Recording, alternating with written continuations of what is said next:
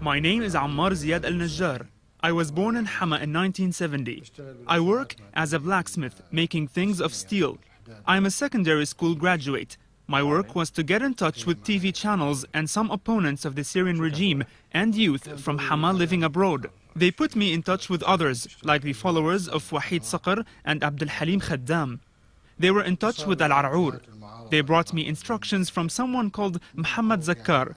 Once, a group calling itself the Movement of Justice and Construction contacted me from Jordan. I took part in demonstrations in the streets. One of my workers introduced me to two men who acquainted me with Khalid al-Sheikh Faraj and Hamidu al-Hamsi. These introduced me to others living in Saudi Arabia, including Abdul Nasser al-Amin. In Hama, they introduced me to Abdul Samad al-Isi.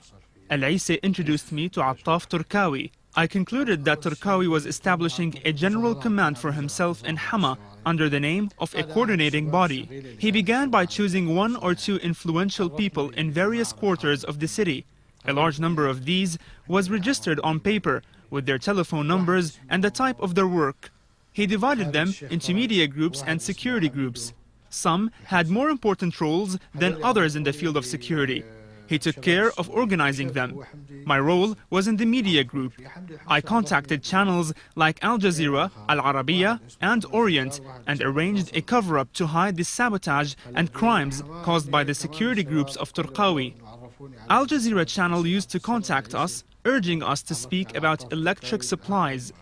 They contacted us half an hour in advance, telling us that they would like us to talk about children's food.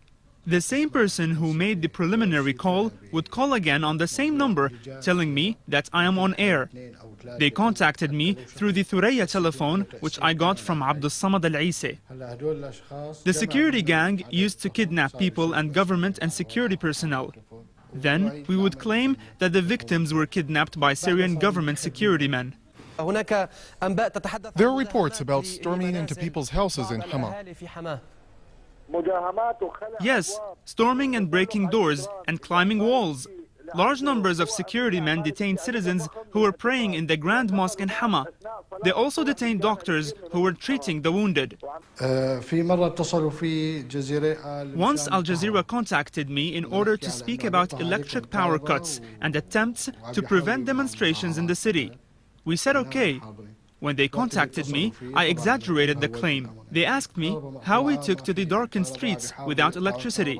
I said we brought light through generators loaded on vehicles. At that time, there were no electric cuts. We just made this false claim. I used the name of Abu Ziyad al-Hamwi on Al Jazeera and Orient TV channels. I contacted Al Arabiya once. We told the Orient that there was artillery shelling targeting houses. This was our fabrication. The army had not reached the city at that time. A young man contacted me from the Emirates and told me that he was a follower of Wahid Saqr. He told me that they wanted to support us financially, but he did not give me his name. He instructed me to contact someone in the country called Abu Yamani on Skype.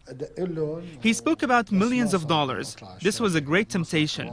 They gave us names that should appear on placards among the demonstrations, like the Movement of Construction and Justice. I was only interested in money. Turkawi told us to speak about the money with any person whom we contacted.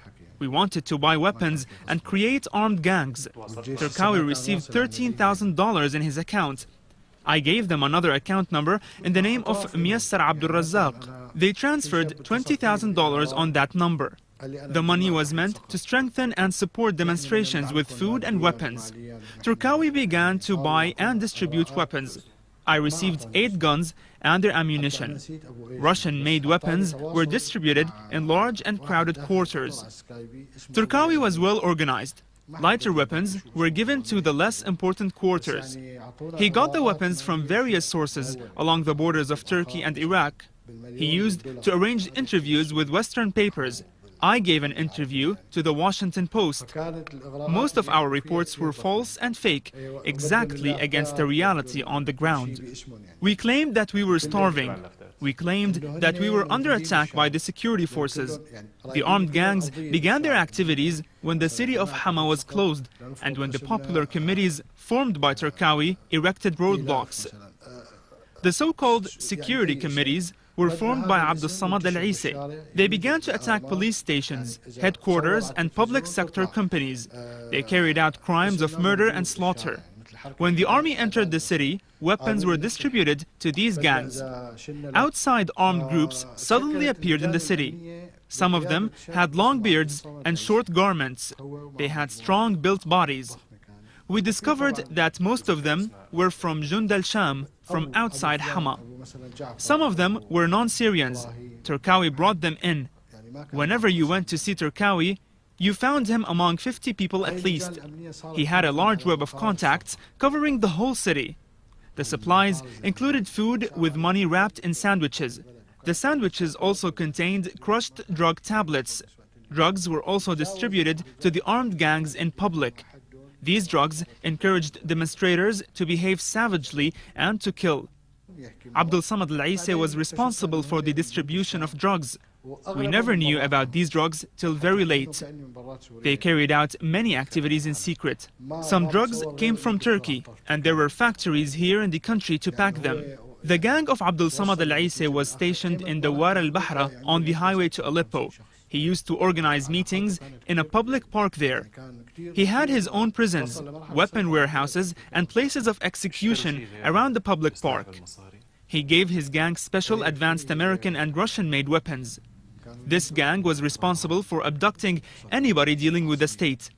After questioning him, they used to kill him and throw his body in the Orontes River. There were other smaller gangs. Abdul Samad had his own financial sources apart from those who supplied Turkawi.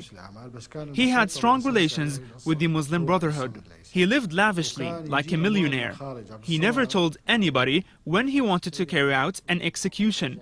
He only informed us later. Things got so bad that we ourselves became afraid of walking alone, lest we meet his armed gangs. One of his gangs was named the Ar'ur Security Gang. Abdul Samad used to contact us via Turkawi. He instructed us to tell the TV channels fabricated news about false kidnap operations. Any crime committed by Abdul Samad was falsely attributed to the state. We were brainwashed.